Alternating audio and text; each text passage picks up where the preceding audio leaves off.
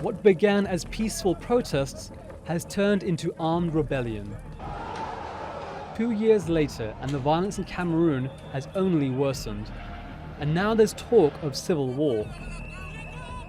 For decades, people in Cameroon's English-speaking regions have complained they've been discriminated against by the majority of French speakers.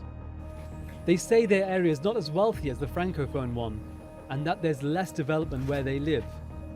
This reached a climax in 2016 when the Anglophones alleged the French language was being forced upon them. Teachers and lawyers went on strike. But the protests were crushed by the military, triggering the current crisis. An armed group emerged from the English speakers who are demanding a separate state for the Anglophones. Human rights group Amnesty International says violence has escalated. Government forces and the separatists have been accused of kidnappings, use of excessive force, and torture. Since the conflict began, hundreds of people have been killed, and an estimated 180,000 people have fled their homes. Many have found refuge in neighbouring Nigeria.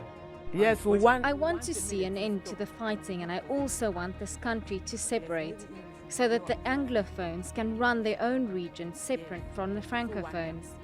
But the government of President Paul Biya has rejected the allegations made by Amnesty and the rebels. It even denies a crisis exists.